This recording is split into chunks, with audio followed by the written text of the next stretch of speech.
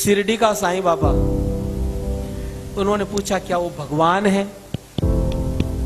आप अगर ये पूछते ना कि क्या वो आदमी भी था पूरा, तो मुझे हंसी नहीं आती, लेकिन डायरेक्ट ही भगवान। थोड़ा सा इस चीज को समझें। आपने किसी जैन मंदिर में साईं बाबा की मूर्ति देखी? किसी बौद्ध मठ में, किसी सिख गुरुद्वारे में, उसकी छोड़िए किसी चर्च में साईं बाबा की मूर्ति देखी? अरे उसको छोड़िए किसी मस्जिद में उसका कैलेंडर भी देखा? केवल हिंदुओं के मंदिर में साईं बाबा की मूर्तियां कह कह करके बिठाई जाती है, पैसा दे दे करके। अब ये बीमारी क्या है, आप जरा थोड़ा समझें। साईं बाबा कौन था? सरासर झूठा प्रचार। और मैं जो आपको बात बता रहा हूं बिल्कुल प्रमाणिक, जो साईं बाबा ने खुद ने लिखवाई। उनका चेला था गोविंद रघुनाथ राव दाभोलकर, जिसको वो हेमा पंडित बोलते थे। वो सेवा में रहता था, पढ़ा लिखा था। उसको कह करके बाबा ने अपनी जीवनी लिखवाई, पूरी पुस्तक लिखवाई, जिसका नाम है साईं सच्चरित्र, जिसको शिरडी साईं संस्थान ने प्रकाशित किया। उसमें बिल्कुल जो बातें मैं आपको बता देता हूं, अपनी ओर से मैं कुछ नहीं बताऊंगा, बिल्कुल प्रमाणिक। साईं बाबा भगवान था कि नहीं, आपको समझ में आ जाएगा।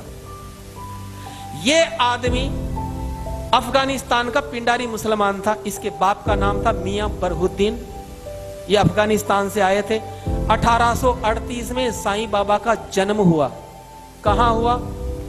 अहमदनगर की एक वेश्या, उसके पास में इसका बाप मियां बरहुद्दीन जो था, वो डकैतों का ग्रुप चलाता था हिंदुस्तान में, लुटेरों का।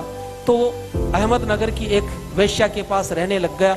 उससे 2 संतानें हुई, एक लड़की और एक लड़का। लड़के का नाम रखा चांद मियां, और यही व्यक्ति, इसको साईं बाबा अब बोलते हैं।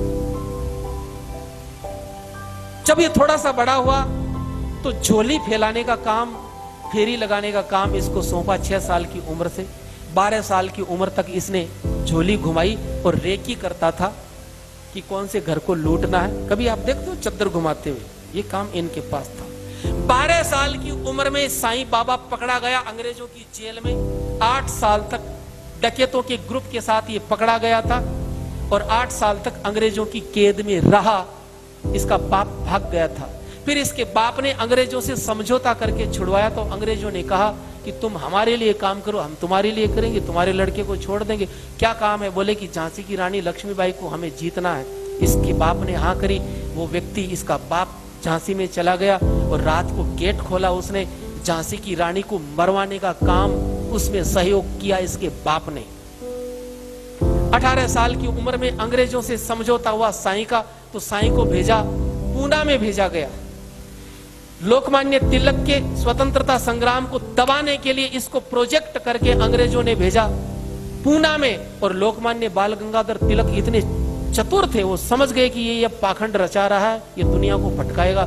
लोकमान्य तिलक ने चौराहे पर पटक करके अपनी जूती से पीटा इस आदमी को। वो जूती पहनते थे आगे से, तीखी तीखी सी, उस नीचे पटक करके पीटा और कहा फिर कभी यहां दिख गया तो जान से मार दूंगा। तो ये आदमी वहां से भागा।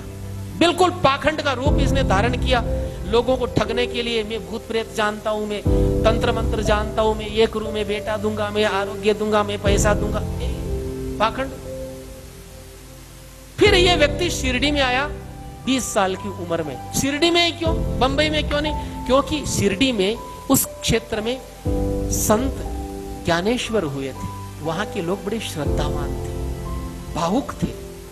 तो सोचा कि मेरी दुकान चल जाएगी। वहां पर ये आदमी आया और आकर के धीरे धीरे इसने अपना अड्डा जमाया। रोज ये कुरान का पाठ करवाता। इसका शिष्य था अब्दुल बाबा, कुरान का पाठ करवाता। अपने हाथों से बकरा काट करके, अपने हाथों से बकरा काट करके चावल में मिला करके प्रसाद बांटता। कोई नहीं लेता तो गंदी गंदी गालियां देता। एक बार तो ऐसा हुआ, काका साहेब दीक्षित एकादशी के दिन उनसे बोला कि बकरा लाओ। उन्होंने कहा मैं तो ब्राह्मण हूं, तो गालियां दी। जबरदस्ती मंगवाया और बना करके उसका ब्राह्मण धर्म भ्रष्ट किया। उसको भी बोले खा। एक बार तो ऐसा हुआ, शिरडी में हैजा फैल गया।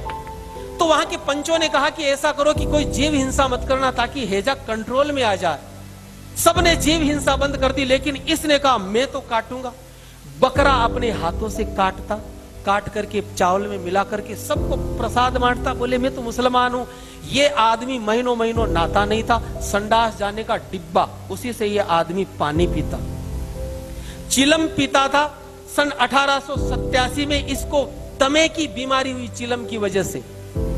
अपनी दमे की बीमारी ये जिंदगी में कभी ठीक नहीं कर पाया और 1918 में 3 दिन दमे का इसको अटैक आया और 1918 में दशहरे का दिन था, उस दिन ये आदमी मर गया।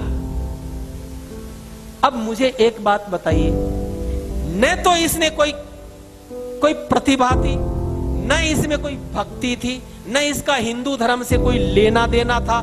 जिंदगी भर ये हिंदू देवी देवताओं को गालियां देता था। जो आपको साईं राम, ओम साईं, ये तो बाद में जोड़े गए केवल मूर्ख बनाने के लिए। 1957 तक इसकी जो कब्र थी, जहां आज मंदिर बना हुआ, यहां केवल मजार थी इसकी। यहां पर अब्दुल बाबा इसका मजार का पैसा लेता था, लेकिन वो मर गया। तब हरि सीताराम दीक्षित नाम के कांग्रेसी नेता थे, उन्होंने इस मजार को अपने कंट्रोल में किया और पैसा लेना शुरू किया।